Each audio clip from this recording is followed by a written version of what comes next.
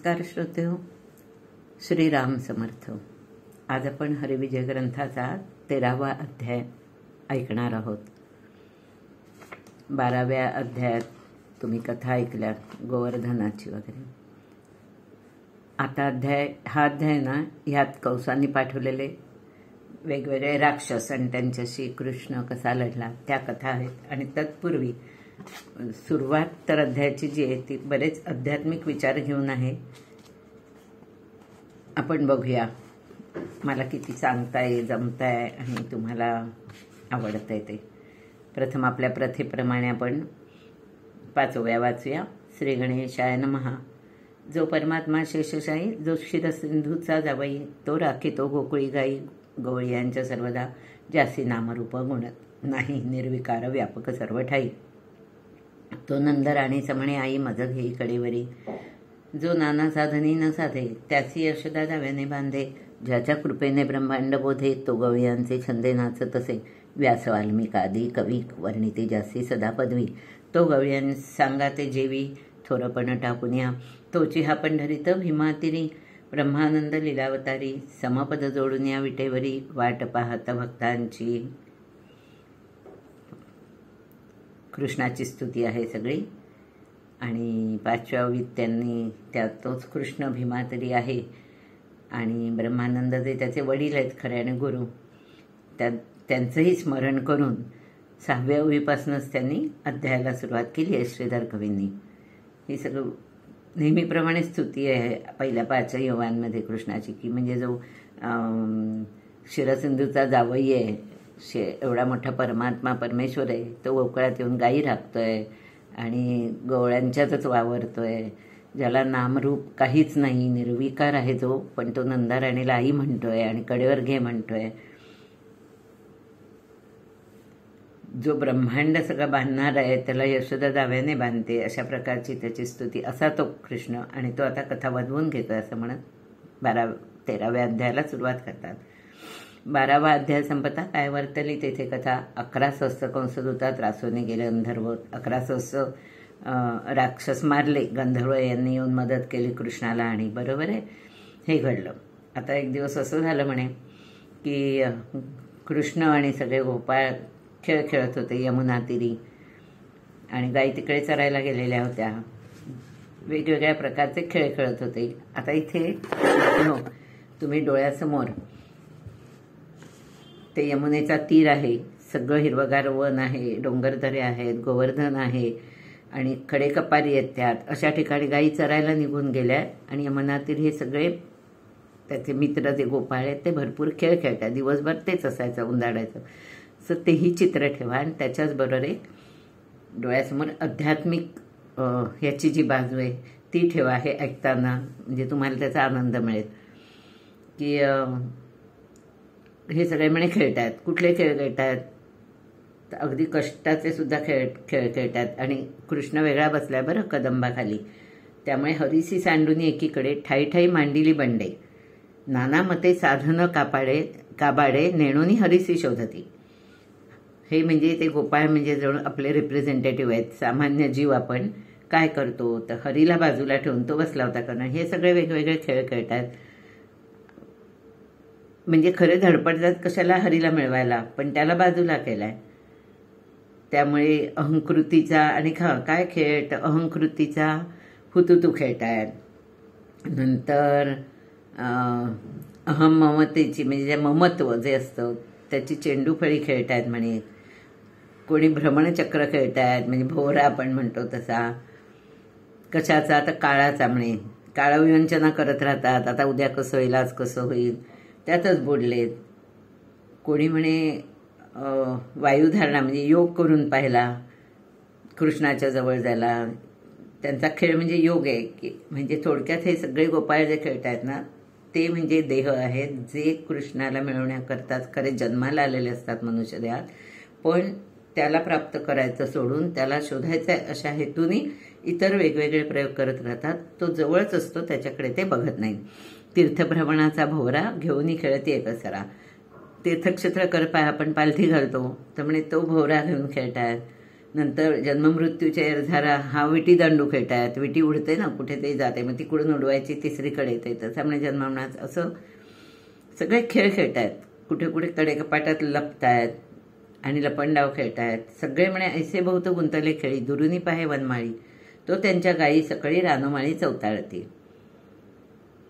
दुरून कृष्ण बघतोय की हे सगळे गेले तिकडे आणि त्यांच्या गायी रानात सगळीकडे चवताळल्यात, भडकल्यात, उधळल्यात. आता ह्या गायी कोण? तर आध्यात्मिकच दृष्टांत आहे. 10 इंद्रिय मनोवृत्ती, खडाणा गायी न वळती. 10 इंद्रिय आणि मनोवृत्ती या प्रत्येकाच्या देहातल्या ह्या गायी जणू ज्या अत्यंत खट्याळ आणि लाथाळ आहेत, त्यामुळे त्या आवरत नाही आहेत.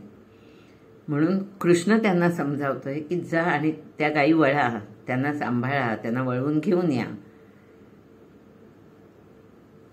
पण हे गोप धावले, पण गायी कुठे हातात यायला? का तर ह्या ज्या गायी आहेत, डोळ्यासमोर ठेवा आपली 10 इंद्रिय आणि मन, कारण मनाच्या अधीन हे सगळे इंद्रिय ताब्यात असतात ना.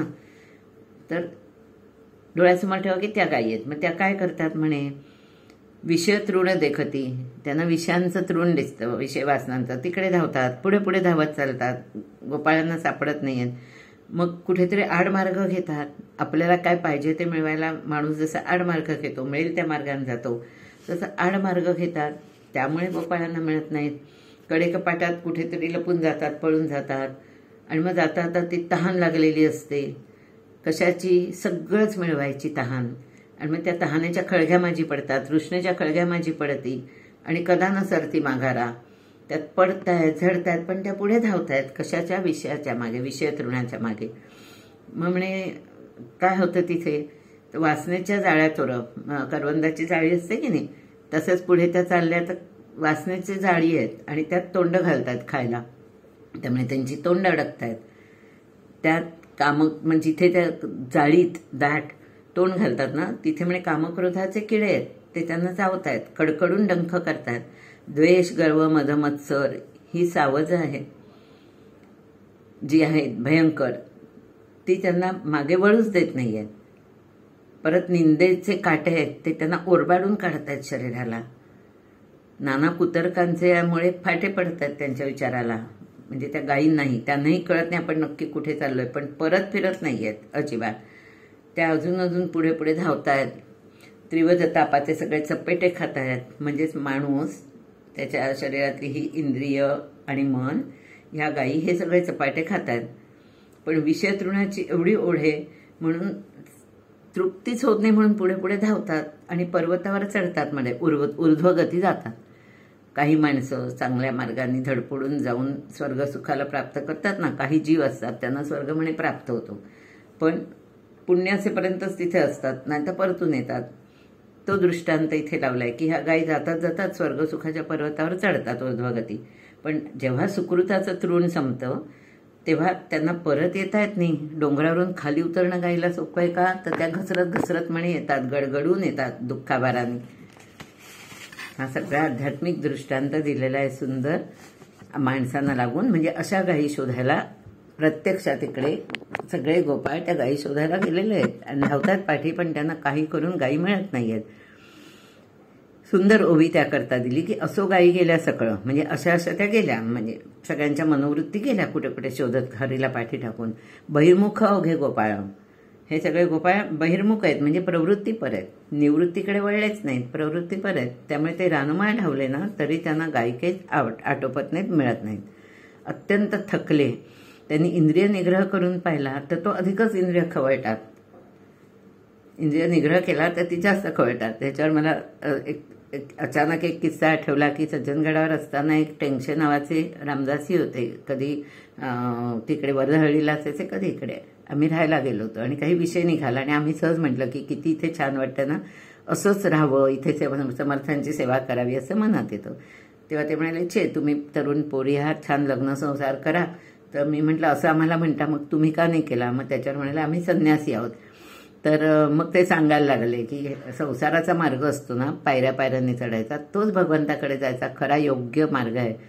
आमच्यासारख्यांचं काय माहिती, घसरलो ना तर हापटणारच. आणि मग तेव्हा मग शमन आणि दमन ह्या दोन विचार त्यांनी आम्हाला सांगितले की आपण जेव्हा दमन करतो आपल्या भावनांचं, कुठल्याही विचारांचं, विकारांचं, तर ते उफाळून येतात कारंजासारखे आणि मग घात करतात. म्हणजे अध्यात्मात प्रगती केलेला माणूस त्याचा घात होऊ शकतो.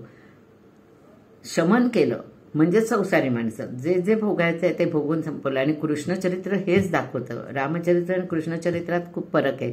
राम एका मर्यादेच्या चौकटीतच चाललाय, त्याच्या बाहेर तो कधीच गेला नाही, त्याकरता त्याने दुःख भोगली. आणि कृष्ण असं आहे की जे जे समोर येईल ते भोगायचं आणि भोग संपवायचा आणि पुढे जायचं, दुसरा भोग भोगायचा, अशा प्रकारे. तर ह्या एका वाक्यावरून मला त्यांचं ते सगळं बोलणं आठवलं टेंगशीबुवांचं.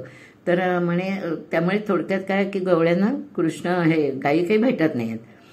शेवट ते थकले आणि म्हणाले की आता हरिवण कोणी ह्यांना परत आणू शकणार नाही, म्हणून सगळे गोपी हरीकडे येतात. ऐसे गोपाळ बहुश्रमले म्हणती काय करावे हे वेळ, चला धरा जगदवंद्याची पावले तरी आकळे गोवृंद.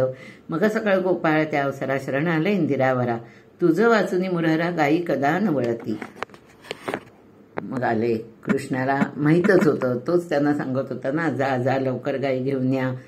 म्हणजेच हा कृष्णच त्याच्या भोवती असलेल्या ह्या सगळ्यांना सांगत होता की अरे परमार्थाकडे वळा, त्या ईश्वराच्या जवळ सन्निध राहा, त्याचं सान्निध्य तुम्हाला आहे, ते सोडून तुम्ही आपल्या विषयात गुंतलायत.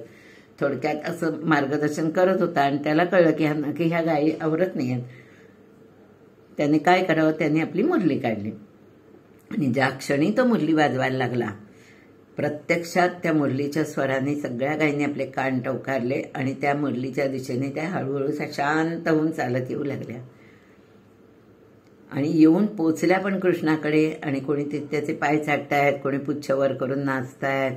आणि सगळे हे गोपाळ विस्मित झाले की आम्ही आत्ता आमच्या त्या दिवसाचा थोडक्यात एका आट्टापिटा केला, पण आम्हाला ह्या गायी वळवून आणता आल्या नाहीत. गायी वळवणं हा शब्द आहे बघा, म्हणजे का त्या कशाही उधळत असतात, त्यांना एका मार्गाला आणून पोचवणं, काठ्या घेऊन टोचून कळणं, असे चला असं दाखवणं आणि त्या मार्गाने त्यांनी घरी परत येणं, ते गायी वळवणं, ते आपोआप आल्या.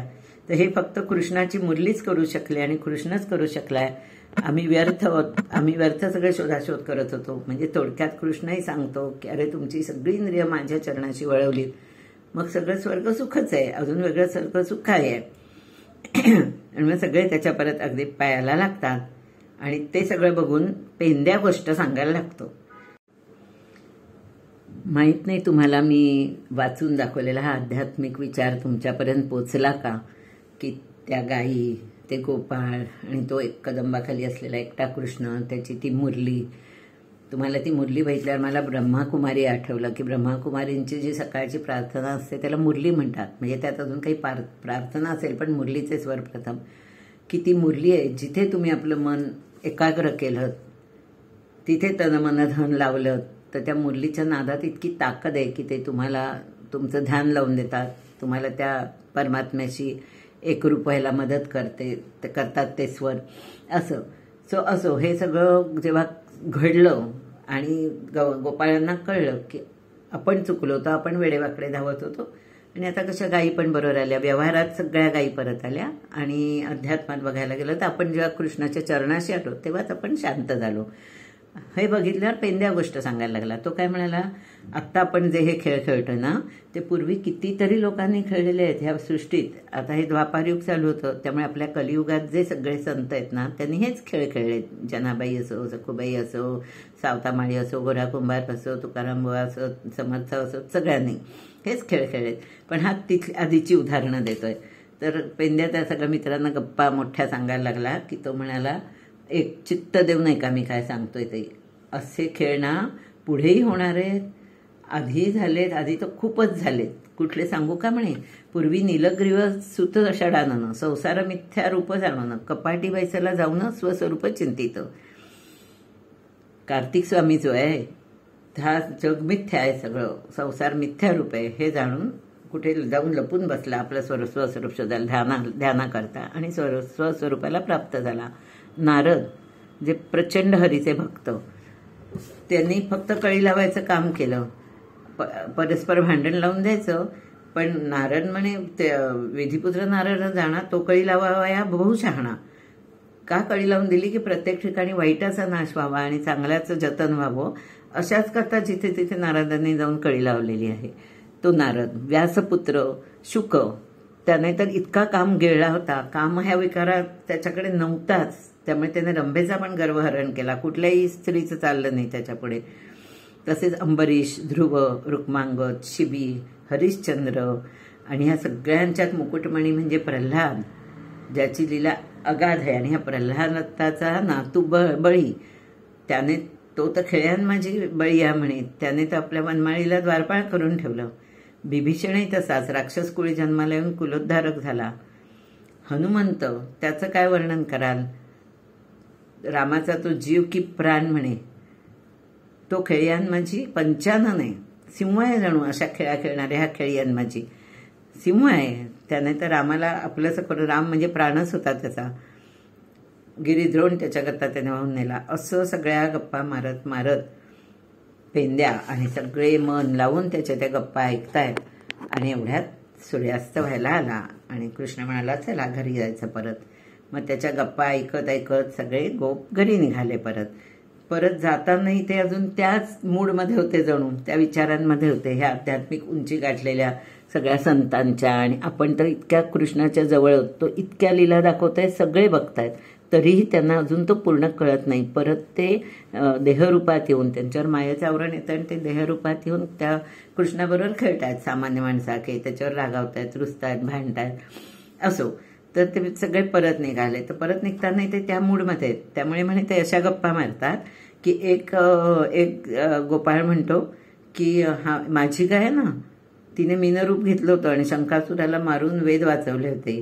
मग दुसरा म्हणतो माझी गाय ना निबरपृष्ठी झाली होती, म्हणजे कुर्म, आणि ती निबरपृष्ठीहून आपल्या भक्ताला दुरून दूरदृष्टीने पाळत होती जणू. तिसरा म्हणतो की माझ्या गायीने तर दातावर अख्खी पृथ्वी धरली होती.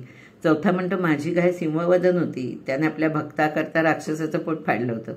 अजून पुढचा म्हणतो माझी गाय खुजी आहे बघा वामन, पण तिची थोरवी गगनात पण मावणार नाही. मग एक गोपाळ म्हणाला माझ्या गाईने रक्षिले द्विजकुळ, क्षत्रियांचा 21 वेळा नाश केला. मग अजून पुढचा म्हणाला माझ्या गाईने तर 14 वर्ष वनात जाऊन रावणालाच मारून टाकलं, बिभीषणाला राज्यावर बसवलं आणि ती गाय परत आली. असं सगळे वर्णन करतात. ऐशा गायी पाचारुनी त्वरा, अवघे आले निज मंदिरा, नित्यकाळ यमुना तिरा, हरिये गायी रक्षणार्थ. आणि रोजच्या रोजचं त्यांचं हे रुटीन होतं की यमुने तीराला कृष्णाबरोबर यायचं, पण शेवट गायी कृष्णच राखत होता हे नव्हतेच. हे तिथे पोचल्यावर सगळे खेळत राहायचे, पण कृष्णाच्या एका बासरीने कुठेही असत त्या गायी परत यायच्या, त्यांना जाऊन शोधून आणायला लागायचं नाही. त्यामुळे हे गोपाळ मनमुराद सकाळ ते रात्र तिथे खेळायचे. आता कृष्णाला काय अवघड होतं ना, ज्याने 12 गाव म्हणे अग्नी गिळला, ज्याने पुतनेला मारलं, त्याला काय कमी आहे. तरी सुद्धा मूढ जन शेवट परत परत अनुभव घेऊन ते परत त्या मायेच्या आवरणात माणसात येतात. तसं घडलं की कुठली म्हणे शक्ती चतुर्दशी आली आणि मग सगळ्या घरात डंका पिटला की अरे शक्ती चतुर्दशीला शक्तीची उपासना करायची असते. मग घरोघरी सगळे रोजचे देव पूजायचे विसरून त्या शक्तीची उपासना करायला लागले. म्हणजे एखाद दिवशी असतं ना एखादं व्रत की तेव्हा त्याचंच केलं जातं, मग देवांचं जास्त नित्यनेम फक्त होतो पण बाकी केलं जात नाही. तसं म्हणे हे सगळे शक्तीला पूजायला लागले. शक्ती कुठल्या तर म्हणे क्षुद्र दैवतांच्या नावं दिलेत काही, जाखाई, जोखाई, मायाराणी, यक्षिणी, आग्या, जोटिंग, कर्णपिशाच, रानसटवी, वेताळ, मुंजा, म्हणजे असे सगळे. तर ह्या सगळ्यांना क्षुद्र दैवत म्हटलेत. घरोघरी गोकुळातल्या त्या क्षुद्र दैवतांची पूजा सुरू झाली, कारण त्या दिवसापुरती शक्ती चतुर्दशी. असं कृष्णाकडे कोणाचं लक्षच नाही. म्हणजे कृष्ण म्हणजे प्रत्यक्षात कृष्णाकडे नाही, ज्यांच्या घरात तो वैकुंठवासी पूजला जात होता तिकडे त्यांचं लक्षच नाही. असं बघितल्यावर कृष्ण क्षोभला. काय त्याने करावं, सगळ्यांची भ्रांत घातली, म्हणजे भ्रमात टाकलं सगळ्यांना अक्षरशः. गावकरी त्यांना कळतच नाहीचं झालं ते काय वागतायत, आणि अगदी वस्त्राचं भान नाही, काही नाही. स्त्री पुरुष म्हातारे सगळेच रस्त्यावर फिरायला लागले. नंद आणि यशोदा एवढे दोघंच सावध होते, बाकी कुणीच नाही. म्हणजे सासू जावई विहिणी म्हणजे एकमेकांची अशी नाती, ते पण समोर कसेही येत होते निर्लज्जपणे, वस्त्र नसताना. नंदाला कळे नाही एकदम काय झालं. नंदाने, त्याला माहिती आहे ना, नंद आणि यशोदा काही वेळ आली की पहिलं कृष्णालाच विचारायचंय, कारण हे सगळं काय असेल ते करणारा हाच आहे, कारण करणारा आणि निवारणारा. त्यामुळे त्यांनी येऊन कृष्णाला विचारलं, याची काय करावे आता. तर कृष्ण म्हणतो, हरी म्हणे विष्णूचं न भतता गती तत्वताही झाली, करिता विष्णूचे स्मरण अवघे होती सावधान. असंच कृष्णाने आज्ञा दिल्याबरोबर नंदाने सगळ्यांना विष्णू चिंतन करायला लावलं. विष्णू सहस्त्रनाम नाही, म्हणजे तसं इथे म्हटलं नाही, विष्णू चिंतन करायला लावलं. नारायणा पाव अशी प्रार्थना करायला लावली. सगळे हरिनाम घ्यायला लागले अखंड, आणि तत्काळ त्यांचा तो सगळा भ्रम नाहीसा झाला आणि ते नीट वागायला लागले. असं सतत काही ना काही घटना त्या गोकुळात घडत असताना इकडे मथुरेत मात्र कंस दिवसेंदिवस जास्त चिंताक्रांत होत होता. तो म्हणाला की वैरी माझा जास्त बळवंत होतं आणि कोणीच त्याला मारू शकत नाही, आतापर्यंत जेवढे गेले त्यातल्या कोणी मारलं नाही. असं तो म्हणत असताना देवांताकडे पितृद्रोही नावाचे 2 राक्षस येऊन त्यांनी पैज लावली की आम्ही त्या दोघांना मारून येतो, आम्ही दोघं वाघ होऊन वनात राहतो आणि ते दोघं आले की त्यांना भक्षून टाकतो, खाऊन टाकतो. तर असं ऐकल्यावर दिली कंसाने परवानगी. मग श्रीधर कवी म्हणतात, आयुष्य दोघांचे सरले, काळे बोलावू पाठविले, व्याघ्र होनी बैसले जपत वृंदावनी. वाघ झाले आणि वृंदावनात येऊन बसलेत, कधी कृष्ण येतोय कधी कृष्ण येतोय. एक दिवस असं झालं की कृष्ण आणि राम आलेच नाहीत वनात, बाकीचेच सगळे गोप आले. म्हटल्यावर ते आता त्यांना झडप घालायची वाटते, ह्यांना खाऊन टाकावं आणि वचक दाखवा. पण हुशारही असतात ते, त्यांच्या लक्षात येतं की आता आम्ही जरी भक्षावे गोपासी तरी उदयिक रामकृष्णासी जन्मनासी येऊ न देती. त्या उरलेल्या दोघांना अख्ख्या घरात गावातले लोक येऊच देणार नाहीत, इतकी बाळं भक्षली गेली तर तुम्ही दोघांना नाही त्याचं असं नक्की होणार. म्हणून ते गप्पच बसले. फक्त दुरून ह्या गोपांनी वाघांना बसलेलं पाहिलं आणि आपल्या गायी उलट्या पिटाळल्या आणि सगळे गोकुळात परत आले. आणि नंदाकडे येऊन म्हणाले की वनात मोठे महाव्याघ्र 2 आम्ही पाहिले, आम्ही तर खूप घाबरलो आणि गायींना घेऊन परत आलो. हे कळल्याबरोबर नंदही घाबरला आणि यशोदेला म्हणाला, आता तू अजिबात यांना दोघांना बलराम आणि कृष्णाला कुठे पाठवणार नाही. असं 2 वाघ आहेत वनात बसलेले, तेव्हा ह्या दोघांना कुठल्याही परिस्थितीत तू वाड्याबाहेर सुद्धा जाऊ देणार नाहीस. तुझी सगळी कामधामं टाकून दोघांवर लक्ष ठेव. आणि मग नेहमीचा दृष्टांत दिला आध्यात्मिक की जागृती सुषुप्ती स्वप्न कुठल्याही स्थितीत हरीला विसंबू नकोस. म्हणजे तुर्यावस्थेत राहा म्हणजे हरी तुझ्याच जवळ आहे असं. तर म्हणजे यशोदा, रोहिणी आणि सगळ्या गवळणी सगळ्या जागृत झाल्या आणि त्यांना वाटलं की आता बाहेर खेळायला मुलांना जाऊच द्यायचं नाही.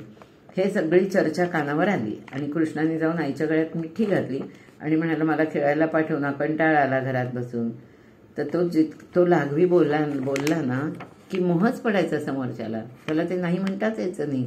यशोदा त्याला पटकन म्हणाली, हे बघा राजबिदीस म्हणजे राजमार्गावर फक्त खेळायचं आणि तेही क्षणभर, असा तिने शब्द वापरला की राजबिदीस क्षणभरी दोघे खेळून येतो असं कृष्णाने म्हटलेल्याला तिने होकार दिला आणि गेले दोघं खेळायला. राजमार्गावर गेले, सगळ्यांना दाबूनच ठेवलं होतं मुलांना आपापल्या गवळ्यांनी, ते दोघंच होते. तर दुपार झाली तर बलराम कृष्ण एकमेकांना म्हणाले, चल सगळ्यांची नजर चुकून पटकन जाऊया वृंदावनात, बघूया ते 2 वाघ काय आहेत ते. आणि ते दोघं धावत गेले वृंदावनात. आता ते दोघंच एकटे येतात दिसल्याबरोबर वाघांनी मोठी आरोळी ठोकली आणि त्या दोघांवर हल्ला केला तोंड पसरून. 8 वर्षी बळीराम 7 वर्षी मेघश्याम, दाविला अद्भुत पराक्रम भक्तकाम कल्पद्रुमे. एवढ्या वयाचे दोघं होते आणि ते त्या दोघा वाघांवर तुटून पडले. कसे पडले आपण बघितलं की मुखातून चक्र काढलं असं आपण गेल्या अध्यायात पाहिलं होतं, लपवल्यावर डोंगरात सगळे गोपाळ. तसं आता त्यांनी दोघांनी आपल्या मुखातून गदा काढली बाहेर आणि ती गदा घेऊन ते लढायला लागले व्याघ्रांवर. आणि लढायला काय खूप लागलंच नाही, ते अंगावर धावून आल्या, गदा त्यांच्या मस्तकावर अशा योग्य जागी मारली की त्यांच्या मस्तकाचं चूर्ण झालं आणि दोघेही गतप्राण झाले. त्याबरोबर या दोघांनी त्यांचे शरीर अंग सोडून काढलं, व्याघ्रचर्म असं, आणि ते बरोबर घेऊनही निघाले. इकडे काय झालं, बातमी गेली तोपर्यंत यशोदेला गोकुळात की हे दोघं कुठे खेळायला गेले ना, ते गायब आहे, दिसत नाहीत रस्त्यात. मग ती बाहेर आली, नंद सगळे गवळी शोधायला लागले तर दोघंही दिसत नाही. मग घाबरली यशोदा. आता मुलांनी सांगितलं 2 वाघ बसले जंगलात, तरी हा गेले कशाला. आता सगळ्यांच्या पोटात गोळाला आणि सगळे धावत कुठल्या वनात हे गेले, कुठल्या वनात गेले म्हणून बघायला वेशी बाहेर आले गोकुळाच्या. तो समोर दोघं जण येताना दिसले आणि हातात व्याघ्रचर्म. नंदाने त्याला पहिलं गाठलं, गोड प्रेमाने हात फिरवला. नीट उत्तर यायला हवं होतं ना, आपल्याला मुलांकडनं नीट उत्तर हवं असलं तरी प्रेमाने बोलायला लागतं, नाही तर देतील उडत उत्तरं. तसं त्याने त्याला जवळ घेऊन प्रेमाने विचारलं की अरे बाबा, ही व्याघ्रचर्म कुठून आणलीस? तर ते दोघं म्हणाले, ते वाघ म्हणे तिकडे वनात मरूनच पडले होते, आम्हाला वाटलं तुम्हाला पूजेला लागतात ना असणं, म्हणून आम्ही दोघांनी त्याची चर्म काढून आणली. नंदा मनात समजला काय झालं ते. तो म्हणाला, बाबा ही दोन्ही मुलं अनिवार्य आहेत, कोणालाही आवडत नाहीत, पण त्यांचं रक्षण करणारे तेच आहेत. आता आपण काय करू शकतो? नक्की ह्या दोघांनी मारलेलं आहे वाघांना. असं करून म्हणजे निराशही होतात, पण त्यांना कळतं की आपण इथे काहीच करू शकत नाही. आपण हतबल आहोत, जे जे घडतं ते पाहायचं आणि कृष्णावरची आपली श्रद्धा वाढवायची. प्रत्येक गोकुळातल्या गोकुळवासीला असं वाटत होतं की एक एक घटना ज्या घडतात त्यातून त्याचं देवरूप आपल्याला कळतं, आपण त्याच्यावर पूर्ण श्रद्धा ठेवायचा प्रयत्न करायचा. तर त्या गोकुळात काही दिवसात कोणी म्हणे कौसाचे रंग करणारे रंगारी येतात वस्त्र रंगवायला आणि गोकुळातल्या सगळ्या लोकांना विकायला. ते त्या सीमेवर बसलेले असतात वेशीवर. ते वस्त्र रंगवत असताना बळराम पाहतो आणि त्यांना विचारायला जातो की तुम्ही इथे कोण आहात? तुम्ही तर गवळी दिसत नाही, इथे काय कशा करता आलायत? असं म्हटलं. त्यातला एक ओरडून त्याला म्हणाला, तुला मारून काढेल ना, प्रश्न जास्त विचारू नकोस, आम्ही तुमच्या सगळ्या गवळ्यांकरता वस्त्र रंगवायला इथे आलेलो आहोत, आम्ही कौसाचे रंगारी आहोत, तुला ठोकून काढेल आणि कौसाला कळलं तर तुम्ही दोघेही उरणार नाही. नुसता तो शब्द ऐकून इतका भडकच डोक्याचा असायचा बळीराम, तो प्रचंड भडकला आणि त्यांना इतकं मारलं त्यांनी त्या रंगाऱ्यांना की ते सगळे पळून गेले मथुरेत. आणि कौसाला जाऊन सांगितलं की तुमची सगळी वस्त्र घेऊन पळाले ते दोघं जण. कौसाचं मंद चकलं, दिवसेंदिवस हे सगळे आवरतच नाहीत आणि इकडे हे लोक दोघं जण सगळी वस्त्र घेऊन येत आहेत. वाटेतच सगळ्या गोपाळांना वाटली आणि नेसा म्हणाले, अंगावर चढवा आणि चला. सगळी रंगीबेरंगी वस्त्र नेसून आले, गोकुळात शिरतायत. तर नंद आणि यशोदा विचारतात की अरे बाबा, ही सगळी वस्त्र कुठून आणली तुम्ही? तर ते सांगतात, काही नाही, ते कौसाचे आले तर रंगारी आम्हाला बघून पळून गेले, सगळी वस्त्र तिथंच टाकली, मग आम्ही ती नेसली. सगळे मैत्र दिसले, मी त्यांना दिली. असं ते म्हणे घाबरून पळून गेले. असो, अजून एकदा असं झालं की म्हणे बळीराम आणि कृष्ण कौसाच्या पुष्पवाटिकेत गेले आणि पुष्पवाटिकेमध्ये गेले आणि तिथली पुष्प फुलं सगळीच्या सगळी तिथले कौसदूत पूजा करता सगळे फुलं काढून येत होते ना, त्यांना भरपूर मारलं आणि त्यांची सगळी फुलं स्वतः गोळा केली आणि घेऊन घरी आले. घरी आल्यावर यशोदेला ते सांगतात की अगं, तुला हवी होती ना म्हणून आम्ही खूप सारी फुलं घेऊन आलोय, आता मस्त पंचमीची पूजा कर, पंचमीच्या दिवशी शेषाला पूजावं म्हणजे तो संतोषतो. असं बळरामाकडे बघत कृष्ण मिस्किलपणे म्हणाला. ह्या रामकृष्णाने कौसाकरता जणू उच्छाद मांडला होता. आता वस्त्र सगळी पळवली, कौसाच्या मथुरेत शिरून फुलं सगळीकडे आणली. हे सगळं बघितल्यावर कौस भयभीत होऊन म्हणाला, वैरियांचे पवाडे अधिकाधिक चढतात, काहीतरी करायला पाहिजे. तर तेवढ्यात जळासूर नावाचा राक्षस उठला आणि म्हणाला, मी जातो, मी यमुनेच्या डोहात लपून बसतो. आणि हे तिथे जलक्रीडा करायला लागले की दोघांना तसे गिळतो आणि मग तुझ्याकडे येतो. जळासुराला पाठवलं कौसाने.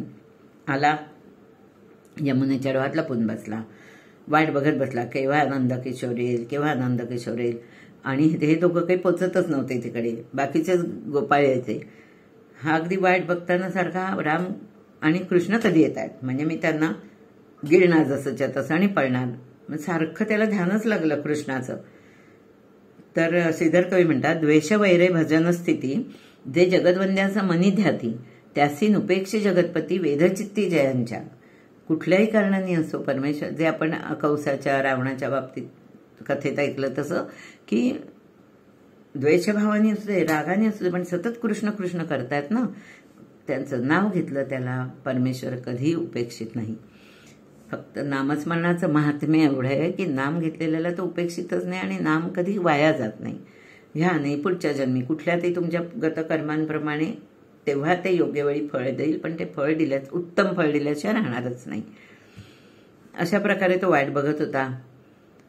उदाहरण सुंदर दिलं की परिसाचं पूजन केलं एकाने आणि मग लोखंडाला लावला आणि सोनं झालं, आणि एकाने परिसाचा अगदी कूट करून चुरा केला आणि मग लोखंडाला लावलं, तरी सोनंच होतं ना. तसं परमेश्वराची कृपा आहे म्हणे. असो एकदा हा आला कृष्ण गोपाळांना घेऊन जलक्रीडेला.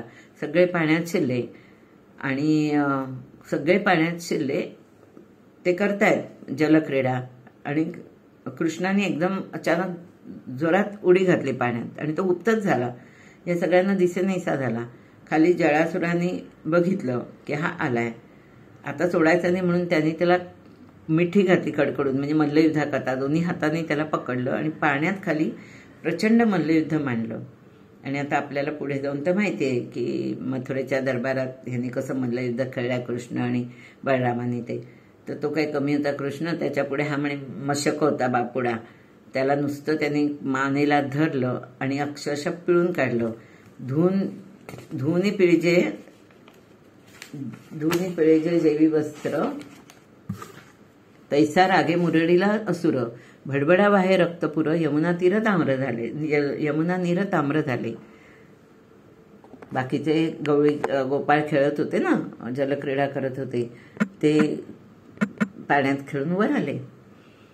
बाहेर येऊन बघतात तर कृष्ण तर दिसत नाही, त्याने खोल उडी मारली होती ती, आणि बघता बघता यमुनेचं पाणी तर सगळं लाल झालंय. घाबरले सगळे गोपाळ, घाबरून गेले आणि त्यांना वाटलं की ह्याला मारलं बहुतेक कृष्णाला, कोणीतरी आत राक्षस लपून बसला असावा. आणि हाहाकार झाला अक्षरशः. सगळे आपलं वक्षस्थळ बडवतायत, जोरजोरात रडतायत, अक्षरशः दुःख कल्लोळ झाला. इकडे कृष्णाने काय केलं, त्या जळासुराला मारलंच मुंडी मुरगळून, आणि मग त्याचं प्रेत खेचत खेचत ओढून बाहेर काढलं. सगळ्या गोपांनी पाहिलं की अरे हा तर परत आला. सगळे एकदम खुश झाले. पण प्रेत बाहेर काढल्याबरोबर कृष्णाने सांगितलं की असं करा, मी पुढे जातोय, हे प्रेत आहे ना ते तुम्ही ओढत ओढत गावात घेऊन या, आणि मी मारलाय हा समाचार कोणालाही त्यांना सांगू नका, मी काय झालं म्हणून, तुम्हीच काही ते केलंय तसं सांगा. असं म्हणून त्यांना तो आज्ञा देतो आणि तो आणि बलराम पुढे निघतात काखेला गोंगड्या घेऊन. दोघेही येतात, घरी येतात, धावत येतात अगदी, आणि आईच्या पुढे बसतात आणि अगदी भयभीत चेहरा करतात. तर यशोदा म्हणते अरे काय झालं, गायी टाकून असे कसे आलात दोघे जण. त्यावर दोघं जण म्हणतात काय सांगू, अगं आज तिकडे आमच्या सगळ्या मित्रांनी यमुनेच्या पाण्यातून एक मोठं अचाट शरीर खेचून बाहेर काढलं. आम्ही दोघांनी नुसतं बघितल्यावरच घाबरून गेलो आणि आम्ही पळत सुटलो. मोठं एक असुरा राक्षसाचं प्रेत होतं, जणू भयानक होतं, अत्यंत भीती वाटणारं होतं. आम्हाला काही धीर निघाला नाही, आम्ही त्या गायींचा विचारच केला नाही आणि आम्ही धावत तुझ्यापाशी आलो म्हणून तिच्या पदरात दोघंही लपले. उरगेंद्र आणि यादवेंद्र दासाची दावी ती लीला चरित्र, मातेसी म्हणती सत्वर लपवही आम्हा कुठेतरी. आता आम्ही घाबरलोय, आम्हाला लपव कुठेतरी, लपव कुठेतरी. ती घाबरली, तिने त्यांना जवळ घेतलं आणि ती म्हणाली हे दोघं घाबरतात एवढा पराक्रम करणारे म्हणजे नक्कीच काहीतरी घडलाय. म्हणून तिने पहिलं काय केलं, आईचं म्हणते, तिने पहिलं त्यांची दृष्ट काढली लिंबडून, तुम्ही घाबरून गेलात, थांबा तुमच्यावरून ओवाळून टाकते असं म्हणून दृष्ट काढली आणि त्यांना 2 घास मुखात घातले. तोवर इकडे त्या जळासुराचं प्रेत ओढत ओढत सगळ्या गोपाळ हे नाचत नाचत त्यांच्या मुखात धूळ टाकतायत, कोणी त्याला दगड मारतायत, लाथ मारतायत, काळं फासतात, असं करत करत कोल्हाळ आवाज करत सगळे आले गावाच्या वेशीवर आले. आणि बघितलं तर सगळे लोक धावत गेले की हे काय आहे. तर हे सगळे गोप म्हणतात आम्ही सगळ्यांनी मिळून ह्या राक्षसाला मारलं आणि तुम्हाला दाखवायला घेऊन आलोय. हरी आणि म्हणजे कृष्ण आणि बलराम घाबरले आणि भिवून पळून गेले. आम्ही सगळे धीट, आम्ही कसं त्याला ओढत आणलं बघा तुम्हाला दाखवायला. नंदाला मोठं आश्चर्य वाटलं की कृष्णाच्या तालमीत राहून बहुतेक हे सगळे छान तयार झाले आणि हे दोघं जीव का हो एवढे घाबरले, म्हणजे तो केवढा कोणीतरी नक्कीच भयानक राक्षस असला पाहिजे. इकडे कौसाराला कळलं की जळासूर सुद्धा प्राणाला मुकला गेला. तो आता म्हणाला माझा पण मृत्यू बहुतेक जवळ आलाय. त्यांनी दूत पाठवले गोकुळात की ज्या राक्षसाला तुमच्या गोपांनी मिळून मारलं ना तो मला बघायचा आहे, त्याला जरा त्याचं प्रेत ते घेऊन पाठवा म्हणून त्यांनी गाडा पाठवला एक मोठा आणि दूत. मग त्याबरोबर सगळ्यांनी म्हणजे नंदानी परवानगी दिली आणि त्या दूताबरोबर त्याचं शरीर पाठवून दिलं. ते शरीर जेव्हा पोचलं मथुरेमध्ये तेव्हा त्याला पाहून कळलं कौसाला की खरंच आहे यांनी एवढ्या महापराक्रमी जळासुराला एवढ्या गुराख्यानी मारलं, मग कृष्ण काय करेल. अजून तो भीतीने अगदी खलास होत होता की त्याला कळत नव्हतं की आपण काय करावं. परत तो शोध घ्यायला लागला. आता कुठला राक्षस येईल आणि कोण आपला प्रताप दाखवेल आणि ह्या गोकुळातल्या ह्या दोघा एवढ्याशा 7-8 वर्षाच्या मुलांना चांगला मारेल. तेवढ्यात असुरासूर नावाचा राक्षस येतो, अत्यंत विक्राळ वदन, भयंकर आणि दुरात्मा, वाईट विचारी. तो येतो आणि म्हणतो, मी वधून आणीन, तुम्ही चिंता करू नका. एक तर तिथेच मारीन, दोघांना गिळूनही टाकीन, मग तुम्ही मथुरेत अगदी आनंदाने राज्य करा. नांदा सौख्य बरे म्हणतात तसं. झालं. कंस खुश झाला आणि त्याने सांगितलं की हरकत नाही, जा ताबडतोब. निघाला हा. ह्यालाही श्रीधर कवी म्हणतात की मृत्यू बोलावतो ना तसा माणूस जातो, तसा हा पण इथे पोचला. पण कंस निघताना म्हणाला, अरे बाबा, जे जे जाती प्रतिज्ञा करूनी ते नाही ते केले पुन्हा नयनी, यालागी तुझ्या वचनी विश्वास माझा नभेसे. तर तो म्हणाला, मी का तुम्हाला एवढा शब्द देतोय, कारण तुम्हाला कौशल्याला म्हणतो, राजे तुम्हाला माहीत नाही की माझा मृत्यू वायुसुता हातून आहे. तो तर आधीच्या युगात होऊन गेला, म्हणजे हनुमंत. तो कुठून येणार आहे तिथे वाचवायला, मग मी नक्की कृष्णाला मारणार. म्हटल्यावर ह्याचा पण विश्वास बसतो. तो म्हणतो, रामावतार संपला तेव्हाची हनुमंत गुप्त झाला, कोणे कपाटी जाऊन बसला कोणाला माहिती आहे. मग अगदी आनंदाने तो पाठवतो असुरासूर नावाच्या राक्षसाला. तो येतो आणि आता ह्यांना मारायला म्हणून त्याच्या डोक्यात असतं की मी काही करून त्यांना गिळूनच टाकेन असं. तो जसजसा येतो यमुना तीरी येतो, सगळे गोपाळ बसलेले असतात, गाई चरायला पाठवलेल्या असतात. जसं तो जवळ येतो तसं तसं तो आपलं शरीर वाढवत जातो. 36 गावे भूमीपासून शरीर गगनी उंच दिसे.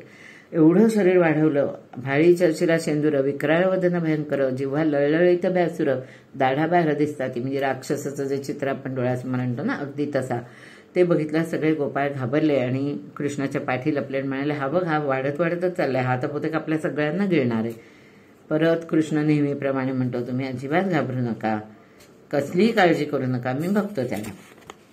मग कृष्णाने डोळे मिटले आणि त्याच्या लक्षात आलं की ह्याचं मरण हनुमंताकडून आहे.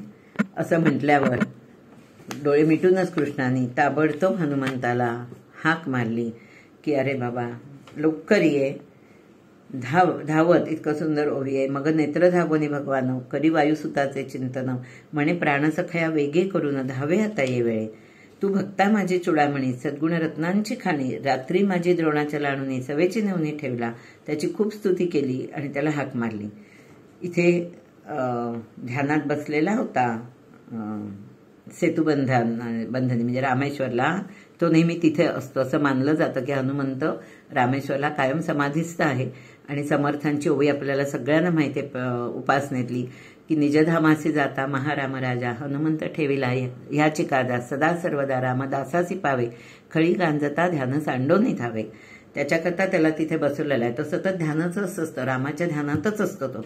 पण कोणी खऱ्या भक्ताने हाक मारली तर ताबडतोब त्याला कळतं आणि तो निघतो. तसा त्याला एकदम गदगदलं त्याचं हृदय, अरे रामाने मला काय आठवलं म्हणून तसंच उड्डाण केलं आणि येऊन पोचला इथे गोकुळात त्या यमुनेकाठी. कृष्णाने केली. मग कृष्णाला कळलं हनुमंताने मला पाहिलं तर तो माझ्याकडे बघणारही नाही, पण त्याला म्हणजे फक्त राम, त्याचं सर्वस्व राम, म्हणून त्यांनी युक्ती केली. त्यांनी सगळे गोपाळ गायी सगळ्या अदृश्य केल्या, तिथून नाहीशा केल्या आणि तो स्वतः राम बनला आणि शेष लक्ष्मण बनला. हातात बाण आले, चाप बाण आले. हनुमंत तिथे पोचला, साष्टांग नमस्कार घातला रामाला आणि म्हणाला, का मला आज स्मरण केलं असं म्हटलं. रामाने त्याला अगदी हृदयाशी धरलं, मिठी मारली कृष्णाने त्याला आणि म्हटलं की म्हणे सख्या तुझं परते प्रिय मज असे ना. आणि मग त्याला सांगितलं, कारण सांगितलं. त्याने तो म्हणाला, पलीकडे तो असुर जो राक्षस आहे ना, तो आमच्यावर चालून येतोय, पण त्याचा मृत्यू तुझ्या हाती आहे, तर आता तू त्याचा संहार कर.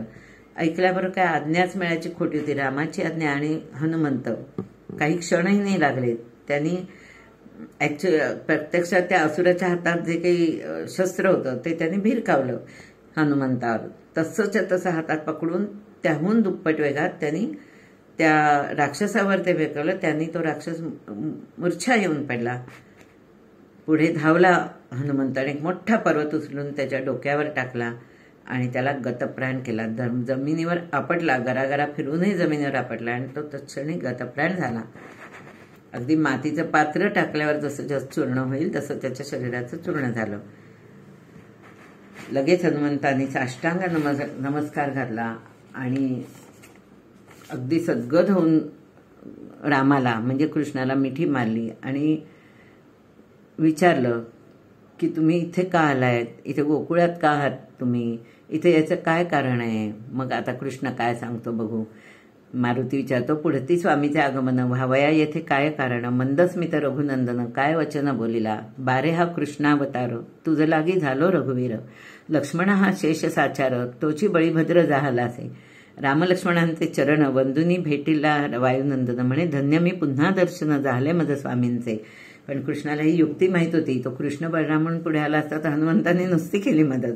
त्यांनी रामाचं रूप घेतलं, त्यामुळे परत एकदा मला रामाचं दर्शन झालं. ह्या समाधानात हनुमंत त्यांचं दर्शन घेऊन परत चालला.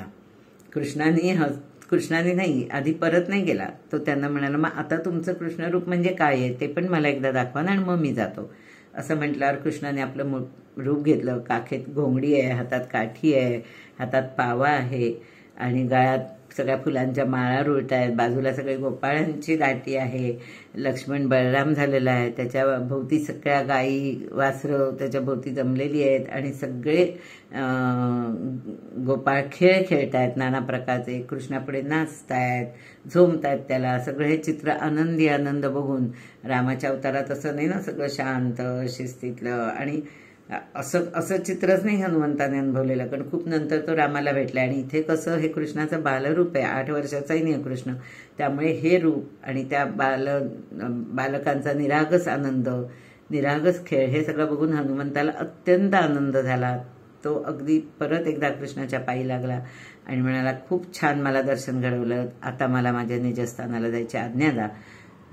कृष्णाने आज्ञा दिल्याबरोबर हनुमंत तिथून निघून गेला आणि परत जाऊन दक्षिण तीराला ध्यानाला बसला. सगळ्या गोपाळांना आश्चर्य वाटलं की हे सगळं काय घडतंय आमच्या पुढ्यात. कारण त्यांनी सुद्धा आधी त्या हनुमंताला शेवट पाहिला, म्हणजे कृष्ण आहे त्याच्याच वेशात, पण समोर हनुमंत आहे. आणि हनुमंताची कथा त्यांनी ऐकली होती. मगाशीच या अध्यायाच्या सुरुवातीला पेंद्याने कोणाकोणाच्या आधीची सगळी चरित्र सांगितली होती ना, सत्ययुगातली वगैरे. त्यामुळे त्यांना हनुमंत होता रामाच्या अवतारात हे माहीत होतं. तो आत्ता कसा आला ह्यात विचारात सगळे गोपी मग्न झाले आणि कृष्णाला विचारलं, आता जायचं का घरी. आणि मग सगळे गवळे हा पराक्रम पण करून परत गोकुळात आले. ह्या अख्ख्या अध्यायात कृष्णाने किती राक्षसांना मारलं बघा. जळासूर झाला, असुरासूर झाला, देवांतकडे काय पितृद्रोही झाला. सगळ्यांनी कोणी व्याघाचं रूप घेतलं, कोणी त्याला पाण्याखाली धरूनच गिळायचं ठरवलं होतं, कोणी भयानक रूप घेतलं आणि अख्ख्याच गोपाळांसकट गिळणारे ठरवलं. सगळं काही प्रकार झाले. पण ह्या एवढ्याशा 7 वर्षाच्या कृष्णाने सगळ्यांना पळून लावलं. म्हणून परत मी त्या ठिकाणी येते की रामकथा आणि कृष्णकथा. कृष्णकथेचे आत्ता आपण हे एवढे अध्याय वाचले, सगळे फक्त चमत्कार आहेत आणि ते सगळे वयाच्या 6, 7, 8 वर्षात. पुढे काय काय लिहिलं त्या वेगळ्या. तिथे तो खूप विचारपूर्वक बोललाय. आपल्याला माहिती आहे तो मध्यस्थी झालाय पांडवांच्या ह्याच्यात. त्याचं वेगळंच रूप, म्हणजे मोठा झाल्यानंतर त्याची सगळी भूमिकाच वेगळी बदलली. आणि म्हणून कृष्णचरित्र असं आहे की त्यात त्यांनी माणसाला जगाचं शिकवलं. आपल्याला माहिती आहे ना, गोंदवलेकर महाराजांच्या समाधीच्या वर कृष्ण आहे म्हणे आणि राम मंदिर दुसरीकडे. बाकी सगळ्या बऱ्याच समाधींच्या ठिकाणी वर राम मंदिर आहे. पण गोंदवलेकरांचंही मत असं होतं की व्यवहारात, संसारात या कृष्णाची गरज आहे. केव्हा कुठे कसं वागावं, कसं वागू नये आणि कसं वागून आपल्याला यश पदरात घ्यावं आणि अन्याय कदापिही सहन करू नये, तिथे नसत्या मर्यादा पाळू नयेत, हे सगळं कृष्णाच्या चरित्रात दाखवलं. मग त्यांनी कसं कर्णाला फसवलंय, कवचकुंडला काढून घेतले, जयद्रथाची कथा आहे, अश्वत्थाम्याची कथा आहे, नरोवा कुंजरवा, हे सगळं कृष्णाने शिकवलं की समोर वैरी आला आणि तो जर आपल्याशी वैर करतोय तर तसंच तिरकं होऊन आपल्याला त्याच्याशी वैर करता आलं पाहिजे, जेणेकरून तो जर वाईट वृत्तीचा असेल तर तो संपलाच पाहिजे. त्याच्याकरता जे करायला लागेल ते क्षम्य. त्यातून कुठेतरी म्हण आली पुढे जाऊन आपल्या कलियुगात, युद्धात आणि प्रेमात सर्व माफ आहे, पुढे आली असावी. सो असा हा कृष्ण अवतार. अध्याय इथे संपतो आणि अध्याय संपताना नेहमीच्या पद्धतीप्रमाणे श्रीधर कवी म्हणतात, इति श्री हरिविजय ग्रंथ संमतर हरिवंश भागवत संतजन पंडित परिसोत 13 गोढा श्रीकृष्णार्पणमस्तु. अध्याय 13 वया 235. शुभम भवतु, शुभम भवतु, शुभम भवतु. जय जय रघुवीर समर्थ.